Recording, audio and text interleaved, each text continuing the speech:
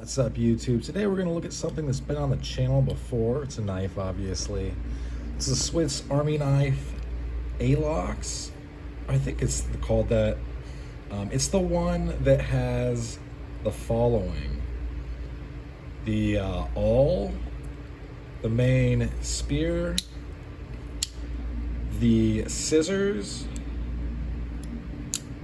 and then the ever ready and ubiquitous bottle cap lifter slash screwdriver. I guess that could be a screwdriver. I think this is supposed to be it. And then a can opener.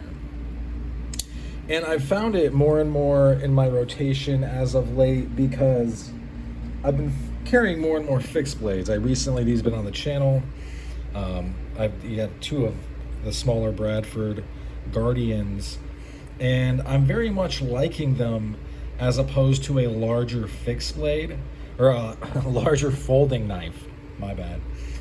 Larger fixed blade, if I'm in an urban environment, I don't really need it, especially I've obviously been watching the channel, I've been picking up impact weapons, and I've been carrying them, and I find myself less thinking, I'm going to use this giant knife for self-defense, and more like, well, I have mace, I have this impact weapon, if I really need to fall back on this, I could. But the impact weapons I'm talking about are all lethal force in the eyes of the law. So it's like, how far do I need to go after I blind someone with mace and then I'm thumping on them? And then obviously I always have my Steel City cutlery, last ditch, the Fang on me. So where does this fit in to these two-edged pieces of equipment? Is that, one, I drink beer that requires a cap lifter. So I like this is an easy one to carry in my pocket, then I have that covered. I know in the past I've done a video where the Tourist is in a little pocket caddy from Recycled Firefighter, along with several other things. Right now I'm not carrying that. I'm sure I'll rotate it back in soon, or soon enough. I like sometimes to eat things out of cans. That sounds silly, but just how it kind of works out. And I don't like to rummage around for a can opener. It doesn't take very long. And if I'm outside, or I'm camping, or I'm at another place where I don't know where everything's at, that's really easy. The main spear, what can you really say that's negative about it? It's a great blade for a primary blade. It is in the stainless steel, holds a good edge. Then we have the awl, and actually for some of they're usually more of like the Mexican variety, but there are some other ones. They actually want you to have something to punch into some of the containers. This just comes in really, really useful, especially the scissors. Because if I see, a stray or errant thread or something, this will come out. Another reason I find myself putting it in my pocket is because it will drop in and hang in my back pockets of my tactical, whether they be pants or shorts. It'll hang suspended like this, and this is a neat and fun and it makes the rest of it, I think, less intimidating. It's not intimidating at all, but some fun paracord, and this glows in the dark. And then this, I think, is supposed to where a name is supposed to go. I went with THX1138. Not sure what that refers to. I think it might be a movie. But I just wanted to throw this back on the channel simply because, I guess this was another video brought to you by Bad Lighting. But simply because I feel like, especially this one where, this whole series of the Alox, like the knives, the blades are more stout, like the tools are more, ready to take on the tougher tasks.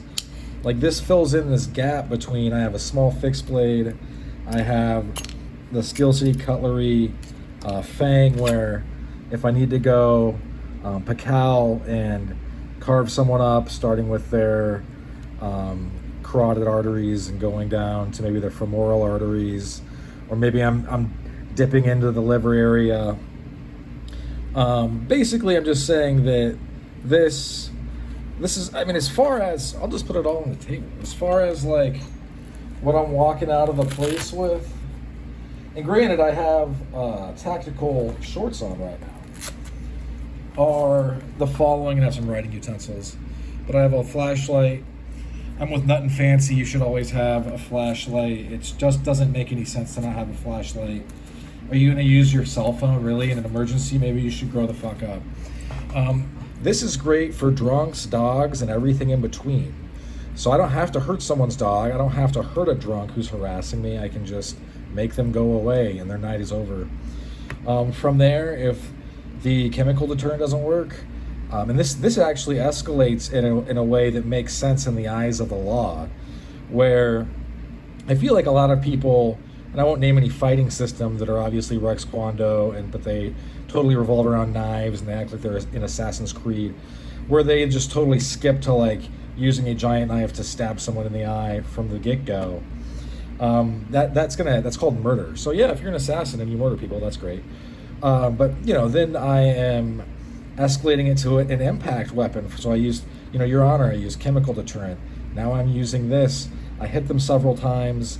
I turned and I tried to egress out of the area safely. They ran up and jumped on me. I tried to use this and I couldn't. They got me in a weird, Brazilian jiu-jitsu, quasi, homoerotic film type scenarios where they're wrapping their arms around me, and so I just dug this into one of their arteries and I pulled as hard as I could, and this is really great for that. And I can't recommend this enough. If you have not, I don't think many people do, because they just can't. I don't know why they can't grasp it, but this is almost a perfect thing for a last dish. I've had the guy from Steel City Cutlery on the channel before. I'll link that interview down there. Great guy. He really takes pride in what he does, and he can specially make you micarta acid wash like this, and it looks super dope. But so pulling is always going to be stronger than pushing in many scenarios. I'll say always, in most scenarios, because say that I only have this far to move, right? Am I gonna 1-inch punch you? Am I Bruce Lee? Am I Jet Li? None of my names are Lee. So, but what I can do very easily, because pulling, I don't need to brace on anything. I don't really have to have any good form whatsoever. I can jam this into you and tear you wide open and leave a very sizable wound channel. I mean, this is going to really, like, you're gonna go to either the hospital or the mortuary. You're gonna make a stop. So, but all of this gruesomeness and these, an ode to preparedness aside, I feel like something like this fits in really well because it's smaller than this. So if I'm opening up a letter, I can pull this out. It has an awl. I feel like if I don't open these up, then we're just like staring at it for no reason. We got that going for it. We got an awl if I need to make a hole, right? So I don't need a really pointy knife. I have an awl. If I need to open anything, we got these things going on. And if I see an errant string, or if these things are actually really great. I just tend not to use them on anything too sturdy because I don't think they're easily swapped out. Then you have this. And then if you have something fun, it's totally unoffensive. It becomes more fun. And then with this on it, if I drop it, it's easy to find with a flashlight. Or if I'm using it in a flashlight beam, dropped. So just something to think about. This is more of a philosophy, I guess, style thing. I'm going to title it. This will be the lead thumbnail, but maybe, I watched Nut and Fancy KRV knife review today, and it made me remember like why I liked that guy's review so much. Although I do tend to hyper focus on pieces of gear, pieces of cutlery. This is something where I have more stuff on me than this, but beyond this, it's like, it's writing utensils. I have, just to really, I'll empty all my pockets, so it'll turn into a pocket. I've got that. This is a marker. These are Meritech stuff, or County Com. And that's about it, besides a lighter and a recycled firefighter. So now you can wipe your face, I think that this is something everybody should have. A lighter as well. And these can be used as Cubitons, obviously. This is why, and people are, I've been watching a lot of reviews on this, and I revisited a channel I hadn't seen in a while. Bearded Gear had done one a couple years ago, was talking about how this would fit into his overall stuff. And I think that in urban scenarios where I'm not so willing to deal with, I'm constantly up and down, or even somewhat up and down, or maybe you're in an office where, bringing the Raider Bowie by OKC wouldn't really be appropriate. People would think that you're like mentally ill. I appendix carry this. You don't even know I have it. You can see that I have this on me. Most people don't know what it is, and it's very unassuming and unoffensive. This is in my back pocket. You can't see. This is all totally legal, by the way. I have a permit, but with a permit, it's a lot of the country where most of this stuff with a permit. I don't know about every single thing, but this is a little bit more limited. But most of it, if you take this away, it's totally this. This is really the only thing. Or if I were to replace it with a small SAP or a bigger SAP, and we've talked about it on the channel before, where it's your decision whether or not to carry in situations where you might have to, then be held accountable for that. What your record is, how old you are is going to determine how lenient someone is going to be with you, whether or not you say insane things to the police after you're arrested. These are just things you got to take into account, but I'm just saying, in a larger scheme of things, this fits well with some of this stuff, like really, really well. Especially if you talk about escalation of force, which most people don't because they haven't been in the military or they haven't worked in crowd control or law enforcement. I haven't ever been in law enforcement.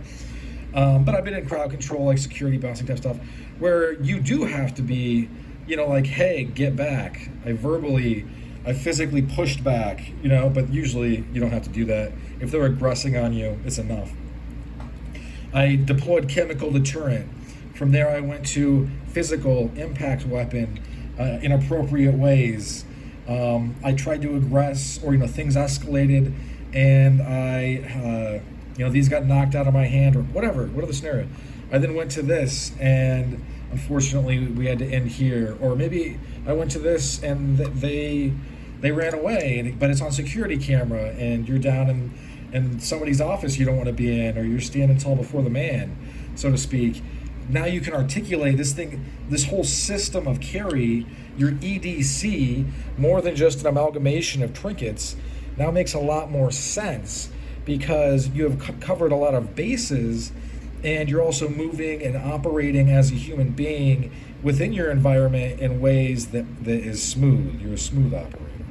In any event, that's all she wrote for this one. Thanks for sticking with me to the end. Hope you folks have a great rest of your day. Bye now.